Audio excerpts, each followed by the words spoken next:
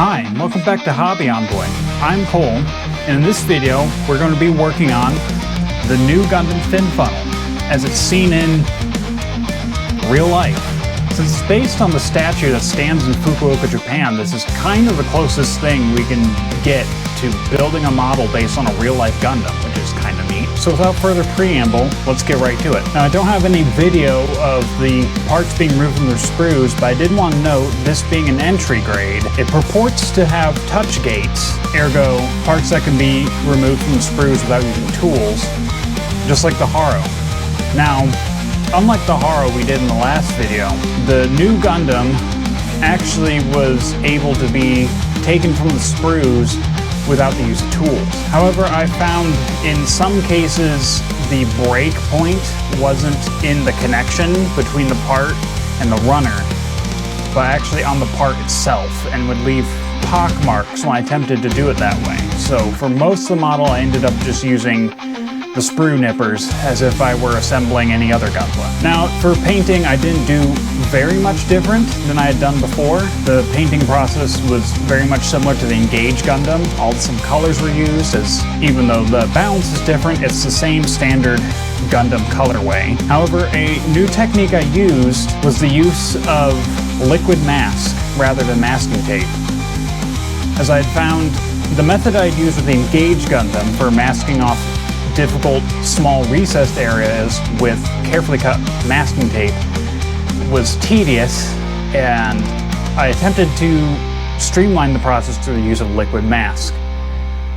And it worked 80%. This being my first time using it, I made some mistakes in probably the application, as I found in removing it there were spots that didn't really get covered by the liquid mask. However, in the weathering process, I was able to kind of cut in on those and hide them as wear and tear on the Gundam. On the topic of weathering and wear and tear, I decided to take a different approach with this Gundam. In the previous videos where I had been doing wear patterns on the Gunpla, I had been attempting to use a sponge method.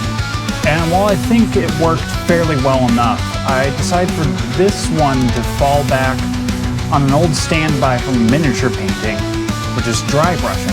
And I think on the whole, the dry brushing, creating a wear pattern on select high edges of the parts, works out better than doing it with the sponge method. And then for select pock marks I want to appear on large panels, strategically placing them with a small brush was more effective and more controlled than using the sponge.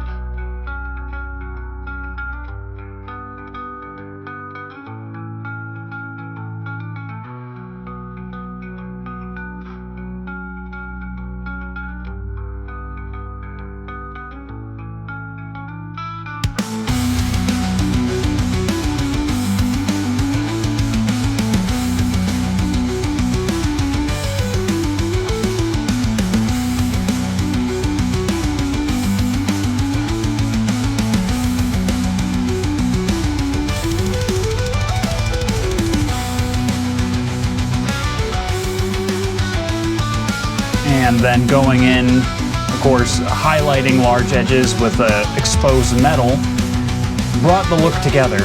And I think this is a more, not just efficient, but more convincing looking method of creating wear.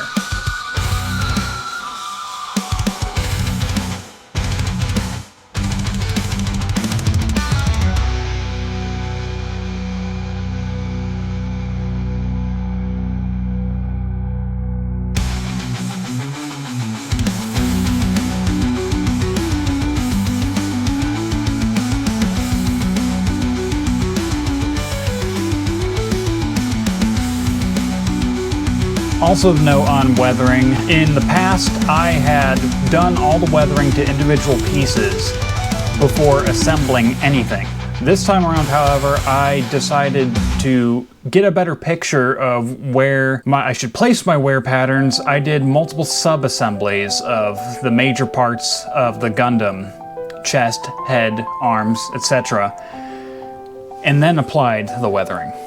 And I think this worked out better to, again, creating a more convincing wear pattern. After weathering, I applied decals borrowed from an aftermarket kit intended for the real grade version of the same unit, applied a clear coat, and did final assembly.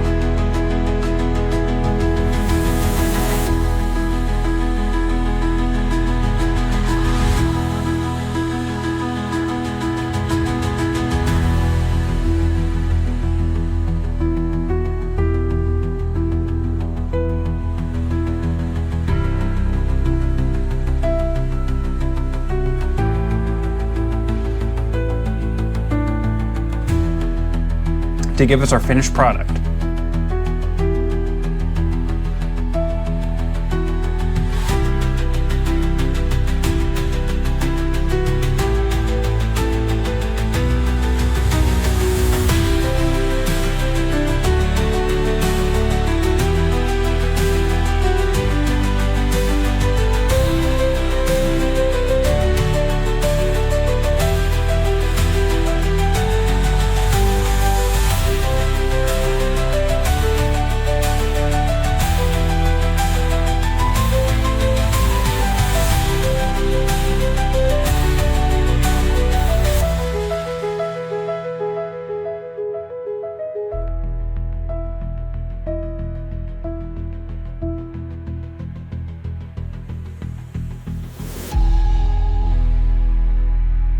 Overall, this is a fun build, and I enjoyed the final product, though it does look worse for wear than the statue that's standing in Japan. And I was pleasantly surprised. It seems to me that the only difference between an entry grade and a high grade is the touch gate gimmick, which I, as I noted earlier in the video, didn't really take advantage of. The model itself is not lacking in any sort of quality, be it in posability or detail, when compared to a high grade. The final note before I close out the video, when I started the channel, I was attempting to do an upload every Saturday on the dot. And of course, if you've been watching, you know I've missed that several times. And I think at this point, I am going to stop holding myself to that. I will be attempting to upload regularly, once a week-ish if possible. However, I find in trying to keep up with a strict every Saturday uploaded video, I was rushing projects along and maybe cutting corners and compromising the finished product when I really shouldn't have. And that only stands to get worse as there are some larger projects I want to take on and present on the channel that it's not possible to turn them around in a week. So expect videos still regular, just at irregular upload times. With that said, I hope you enjoyed the video and the Nu Gundam, and I'll catch you in the next one. Later.